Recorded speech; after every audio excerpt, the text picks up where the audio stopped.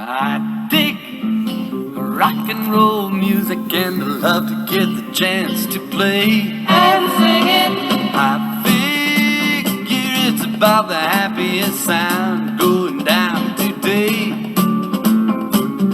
The message may not move me or mean a great deal to me, but hey, it feels so groovy to say.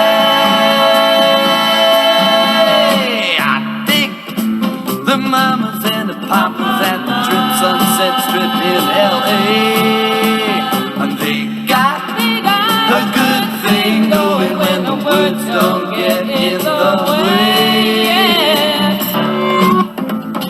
Deine Finnen, Kinder, Finne, Gina, Chip that way.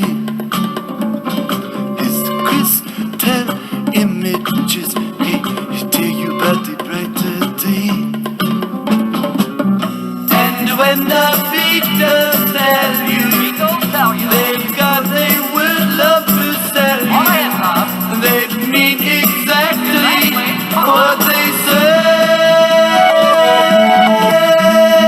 I dig rock and roll music. I could really get it on in that scene. I think I could say something if you know what I mean.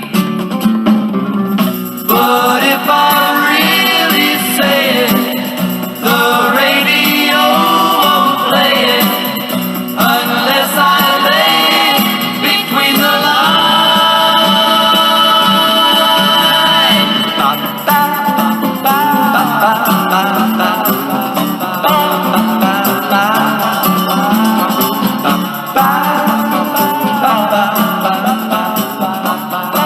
Anti-Afro Spengali's. Guess what? Some things will never change. Like I love rock and roll. And hats off to Peter, Paul, and Mary from the great old 60s. I love rock and roll music. There is nothing that will ever change about that. Keep that in mind as I deliver this commentary. Now, we have to answer a question, or let me say, bring a question to the forefront. There are many questions, but the answer remains elusive. I want you to check this out. Stay tuned and I will return. Why, Chip? Why? Why? Answer the question. Why? Why? Yeah, it sounds like a Nancy Kerrigan whack on the knee attack. Why? But here's the question that I have. Where were all these answers when you look at all of these acts that have been perpetrated over the years, targeted towards those who never had communication with these subjects, who never had conflicts with these subjects, yet we were the constant subject, constant targets of attacks, family, friends, you name it, target for attack and for criminal behavior. I'm saying that definitely not least of all, most significant, criminal acts, very specific, deliberate criminal acts were perpetrated. Where are all the answers to those questions as to the reasons that occurred? So I think it's pretty galling to have these demands being thrown about, wanting to know why. Sounds to me like it's nothing but a fishing expedition. Very obviously, someone has been approached. Rage Pigs has been approached because that report, that unredacted report, it's common sense, people, that unredacted report has made its way to the probation administrators overseeing his supervision. They obviously have questions. So it's nothing but an effort to try to figure out, what do you have planned, Kip? What exactly are you going to be giving? What have you given? Have you spoken to anybody? Are you planning to speak to anybody that has any impact on my life? Because when I say my life, I'm saying it as if Rage Pigs is speaking, because when you're on probation, you have a lot to worry about. Moving around here in these YouTube streets, thinking you can do and say what you want. We all know that's bullshit. That's why those live streams are coming down. The live streams are put up, the live streams are brought down. Those who were targeted for attack have no reason to be in panic mode. But you see this constant effort to try to harass and shame and intimidate us out of our rights, trying to force us into silence on their terms. If we're going to be silent, it's our choice. Who says we have to go around and disclose every nook and crevice and cranny about what we're doing? If whoever had so much concern about being reported to the authorities, they should have thought about that before they engaged in the illegal activity. Stealing Social Security numbers, receiving that information, passing it around behind the scenes, displaying it on YouTube, acting as though nothing will ever happen. That is exactly what they did. Now, I think it's extremely bizarre, and it's a cop-out.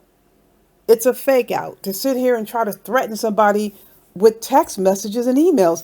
Someone on probation, on formal supervised probation, a convicted felon, now on probation, is running around trying to threaten people with text messages and emails when he has a ton of text messages and emails he's exchanged with a convicted felon, someone he wasn't even supposed to be communicating with, and is also been captured how he was giving this convicted felon a bunch of money. Yes, I'm talking about grown mold.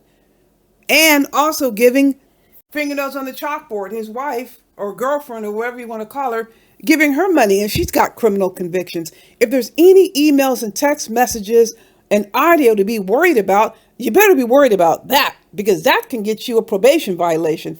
Those are the kinds of things people need to be worried about. Who the hell gives a damn about emails and text messages to Fold Up Body? Someone who's absconded from the law, someone who's on formal supervised probation, sound and look pretty stupid, trying to harass and target and intimidate people who don't have those restrictions. None of us have our constitutional rights restricted. None of us are on fourth waivers, which means the police cannot come into our personal property, search anything that belongs to us without a warrant. When you're on probation, you have a fourth waiver, which means they can search your shit anytime they want. We don't have to worry about that. So it is pretty bizarre to sit here and see this postulating, trying to appear as if there's some sort of authority and power with all these compromised constitutional rights. We don't have any compromised constitutional rights. We aren't the ones that has to worry about the cops coming over here and what they're going to find. They need a warrant to come up into our spaces. But again, this is all this false bravado. But you see, it's so obviously cracked. It's like the eggshell. It's all cracked because the screaming and the hollering and the drunken and drug-filled rages, trying to act all tough. It's panic mode. Why the hell would you give a damn? If you were doing what you're supposed to be doing, if you're following all probation guidelines, you wouldn't have to worry about what Kip was going to do. I know for damn sure he lied and said that he was being singled out. He was being singled out. He's up here lying to law officials, to law enforcement officers. See, that's the thing. I'm not even worried about it because he's the one lying to them. Just like Antonio Johnson lied. Lying is going to get you in serious trouble. It's going to catch up to you. That is not our problem that he's lying to probation officials. That is his problem. So running around on these fishing expeditions with fishing poles that don't work, it's just panic mode. Don't go on the panic mode with those who have everything to worry about. On this end, what do we have to worry about? We didn't violate any laws. We have a right to defend ourselves, and that's exactly what we are doing. They can go up to Rage Pigs' place and search without a warrant. All they need to do is Get those emails. All it takes is a subpoena to get the emails to show what has been happening. There's no point of harassment and intimidation that's going to be effective with any of us who are reporting what we have every right to report. No one can tell us what we are going to report or what we should be reporting. It's lame to sit here and think that somebody who's 30 years younger than someone you think you have over a barrel, it can do anything. Nothing can be done. And you got to think about it. Fold Up Body never would have cut off Kip if Kip was going to continue to give him money. When has Fold Up Body ever given up a financial opportunity? We know good and damn well there's a reason why Fold Up Body is not talking shit about Rage Pigs. There's probably payment going in, so he won't contact probation. We don't need Fold Up Body for anything. Whoever had that in their head that we need Fold Up Body. We don't need Fold Up Body for anything. We have been advocating for clients, for community members, and for ourselves forever and a day. We don't need somebody who's absconded from the law to do anything for us. We don't need anybody on formal probation who runs around calling people old, but he's far over the average age for someone who's perpetrating criminal conduct and landing on formal probation. You should be too old to be involved with shit like this. But getting up here and snatching down live streams, that tells you right there. It's panic mode. What exactly do you have up your sleeve? The report has already been sent over to probation. You guarantee there are questions that have been asked about it. There just needs to be some loose ends tied up, and we're not under any obligation to explain anything. You want to know what's happening? You already know what's happening. You talk to your probation officer all the time. If you have any questions, go ask them. Go ask the administrators. They're not that hard to contact. I spoke to them. Whoever out there wants to sit here and think nothing's going to happen, that's your right to think nothing's going to happen.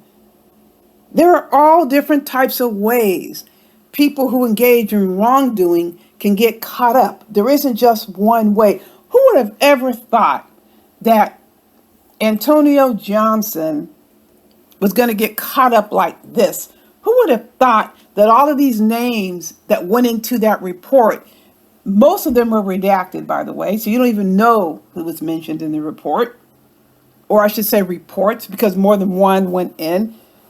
How do you know who they are? You don't know who they are. This has tentacles to it. These subjects were warned over and over again. Stop harassing people. Stop messing with people. Stop trying to start shit with people. And what did they do? They went and violated our rights. And they think that we have to be quiet about it, that we have to be silent about it. No, I'm going to continue to push until I feel the proper punishment, the proper execution of legal consequences has occurred. I'm going to continue to do that. I'm not going to stop. I don't have to come and check in with enemies. I don't have to tell these freaks anything. It doesn't make any difference how hard a sex abuse cult disciple works to try to get reactions out of ridiculous statements. This has no relevance. It's the whole goal. See if you can get a reaction. Well, I think the only reaction in order needs to be the New York City Police Department knocking on that door and trying to figure out what the hell is a 50-something-year-old dude worshiping and laughing and praising and posting messages about young girls getting impregnated by older males. That's what Dwight York did. That's what that sex abuse cult was all about. Crossing boundaries, no respect, constantly using others, seeing if you can get something from somebody because it leads somewhere else. That's the whole nature of a sex abuse cult disciple. Grooming, normalizing deviant sexual behavior involving young people. laughing about it, joking about it. It's no joke. This is serious business. This is what that cult was all about. And anybody getting up here defending that freak for a 135-year prison sentence, that just further solidified. The New York City Police Department needs to be worried about it. Whoever decides to sit over there while they're being disrespected, that's their call. I just know I'm not there. And I'm not going to be caving to these provocations. But I do believe sexualizing of minors is a very serious issue. By no means is it a joke. And look at how many subjects turned a blind eye to that. Turn a blind eye. But let me say this, you're not going to tell me what I'm going to focus on. I focus what I focus on. No one is ever going to tell me what I can, what I can't, what I should or shouldn't focus on. You can shove that where the sun will never even know how to shine. Listen, folks, you know I got more coming your way. In the meantime, you know the drill. Buyer beware.